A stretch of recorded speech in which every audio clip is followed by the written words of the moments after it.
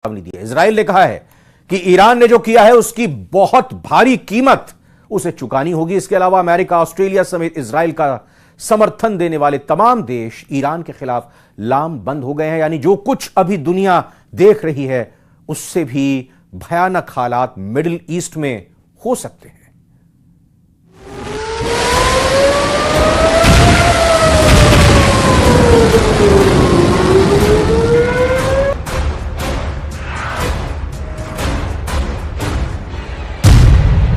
Middle east में बड़ी तबाही की आहट।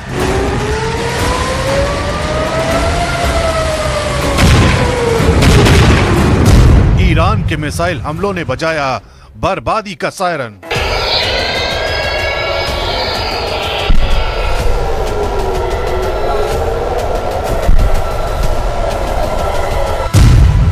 इजराइल पर हमले को लेकर कई देशों में आक्रोश।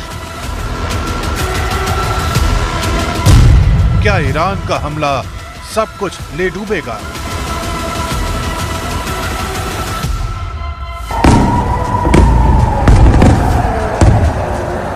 इजराइल के आसमान में आग उगलती इन बैलिस्टिक मिसाइलों ने एक बहुत बड़े खतरे को दावत दे दी है। हिजबुल्लाह के सुप्रीम लीडर की मौत का बदला लेने की तड़प ने ईरान के हाथों वो गलती करवा दी है जिसकी उसे बहुत भारी कीमत चुकानी होगी। इजराइल के प्रधानमंत्री बेन्यामिन नेतन्याहू का गुस्सा इस बात की तस्दीक कर रहा है। התמיכתה במאמץ ההגנה שלנו. איראן עשתה הערב טעות גדולה, והיא תשלם על כך. המשטר באיראן לא מבין את נחישותנו להגן על עצמנו, ואת נחישותנו לגמול לאויבינו. סינואר ודף לא הבינו זאת, נסראללה ומוחסן לא הבינו זאת. ईरान के हमले पर इजराइल की डिफेंस फोर्स का बड़ा बयान सामने आया है। इजराइल की डिफेंस फोर्स का कहना है कि ईरान के खिलाफ हमारा ऑपरेशन तैयार है। Iran's attack is a severe and dangerous escalation. There will be consequences. Our operational plans are ready. We will respond wherever, whenever, and however we choose, in accordance with the directive of the government of Israel. Israel पर हुए इस हमले के बाद Iran समर्थित देशों में जश्न का माहौल है। बगदाद से लेकर बसरा तक ईरान के हमले का जश्न मनाया जा रहा है। बैलिस्टिक मिसाइलों के ताबड़तोड़ हमले को हसन नसरल्लाह की शहादत के बदले के तौर पर देखा जा रहा है। लेकिन अमेरिका ने जो कुछ कहा है वो इस जश्न को किसी भी वक्त मातम की नई लहर में तब्दील कर सकता है, क्योंकि इजराइल पर हुए हमले के बाद अमेरिका की तरफ से डराने वाली प्रतिक्रिया आई है। हम इजराइल की मदद के लिए तैयार हैं। ईरान को इसका अंजाम भुगतना होगा। इजराइल पर ईरान के हमले पर अमेरिकी राष्ट्रपति जो बाइडेन का बयान भी सामने आया है। बाइडेन ने कहा है कि इस वक्त अमेरिका इजराइल के साथ खड़ा है। साथ ही उन्होंने ये भी कहा कि ईरान ने इजराइल पर जो हमला किया वो पूरी तरह से फेल था। The United States military actively supported the defense of Israel, and we're still assessing the impact. But based on what we know now, the attack appears to have been defeated and ineffective. And this is testament to Israeli military capability and U.S. military. It's also a testament to intensive planning between the United States and Israel to anticipate and defend against the brazen attack we expected. Make no mistake, the United States is fully supportive of Israel. Israel पर हमले के बाद Britain का भी बड़ा बयान आया है। ब्रिटेन ने कहा है कि इजराइल को अपनी आत्मरक्षा करने का अधिकार है और ब्रिटेन इजराइल के साथ खड़ा है। The regime has launched over 200 ballistic missiles at civilian targets in Israel. It's too soon to assess the impact fully. But I utterly condemn this attempt by the Iranian regime to harm innocent Israelis, to escalate this incredibly dangerous situation and push the region ever closer to the brink.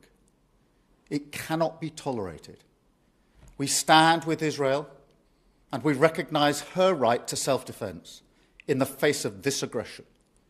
Iran must stop these attacks. उधर Australia ने भी Israel पर हुए हमले पर अपनी तीखी प्रतिक्रिया जाहिर की है। साथ ही ऑस्ट्रेलिया ने अपने नागरिकों से वॉर जोन से निकलने की अपील भी की है। We of course condemn Iran's actions. We once again reiterate the call that we've made along with the United States, the United Kingdom, the European Union, Italy, Germany, Japan, Saudi Arabia, Qatar, the UAE, other nations as well, calling for a de-escalation. We're very concerned about Iran's actions, which is why we condemn them. War zone में बसती इस तबाही के siren पर भारत ने भी अपनी प्रतिक्रिया जाहिर की है।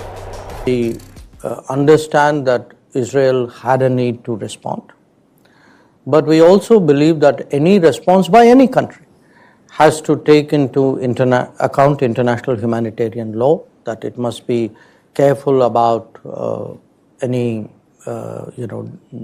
damage or any implications for civilian populations, and that given what has happened in Gaza, it is important to have some kind of international humanitarian effort out there.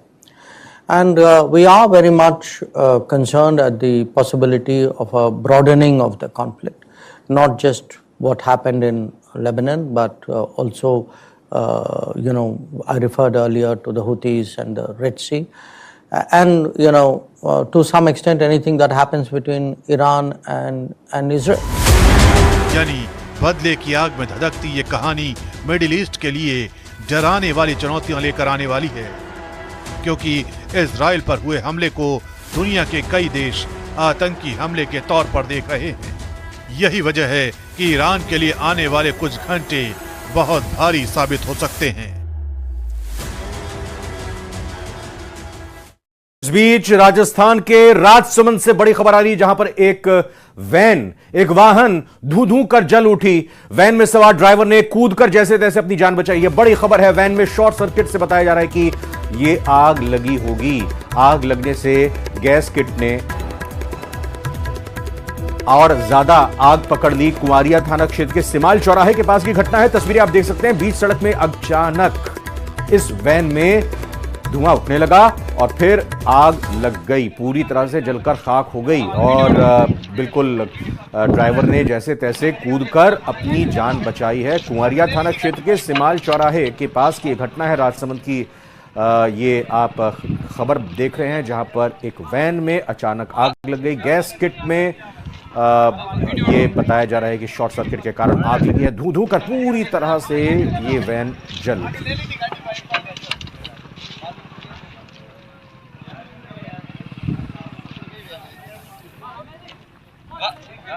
और इस बीच बड़ी खबर यह भी आ रही है कि जैसे इजराइल की तरफ से हिजबुल्लाह के टॉप कमांडरों को लेकर एक लिस्ट जारी की गई थी, वैसे ही ईरान की तरफ से भी एक पोस्टर जारी किया गया है, जिसमें इजराइल के पीएम बेन्यामिन नेतन्याहू को टॉप लिस्ट में रखा गया और उन्हें जिंदा या मुर्दा पकड़ने का मैसेज लिखा गया है।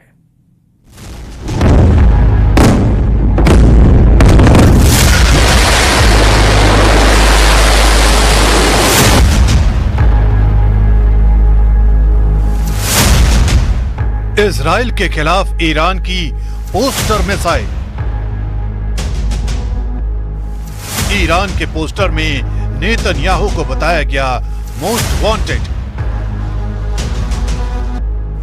बारूदी जंग के बीच ईरान का poster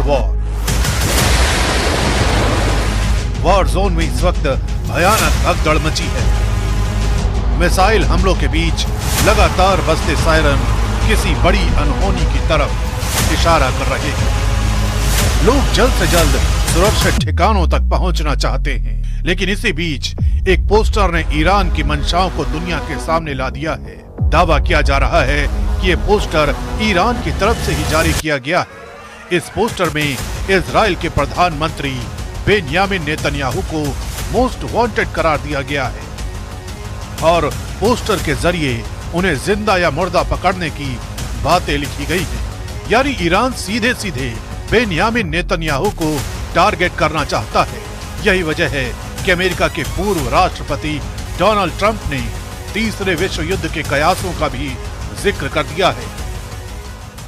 The world right now is spiraling out of control. You might not have seen what's happened because it was a few time ago. Iran launched 181 ballistic missiles at Israel, and I've been talking about World War III for a long time, and I don't want to make predictions because the predictions always come true. We're not going to make, but they are very close to global catastrophe. Iran के इस poster war की कहानी इसलिए भी अहम हो जाती है क्योंकि हिजबुल्लाह के चीफ हसन नसरल्लाह की मौत के बाद इजराइल डिफेंस फोर्स की तरफ से भी एक पोस्टर जारी किया गया था। इस पोस्टर में उन लोगों का नाम शामिल था जिन्हें इजराइल ने मौत की नींद सुला दिया था, यानी वो लिस्ट जो इजराइल के लिए वांछित आतंकी थे। इस लिस्ट में हसन नसरल्लाह का नाम टॉप पर था। यही वजह है कि ईरान के इस पोस्टर को उसी पोस्टर के जवाब के तौर पर देखा जा रहा है। इस पोस्टर में सिर्फ बेन्यामिन नेतन्याहू का ही नाम नहीं है, बल्कि कई और बेहद अहम लोगों के नाम शामिल हैं, जिसमें इजराइल के रक्षा मंत्री योआव गैलेंट, इजराइल के chief of general staff Herzi Halevi, Israel air force के commander Tomer Bar, northern command के head Ori Gordin, navy commander Saar Salama, deputy chief of general staff Amir Baram, head of central command Aluf Yehuda Fox, chief of ground force Zamir Yadai, head of military intelligence Aharon Haliva और head of southern command के नाम शामिल हैं। इस poster में सभी को आतंकी बताया गया है। इजराइल की जल, थल और वायु सेना से जुड़े लोगों के नाम इस लिस्ट में होने का साफ मतलब है कि ईरान किसी भी कीमत पर इन लोगों को मारना चाहता है, लेकिन इजराइल की सेना भी ईरान को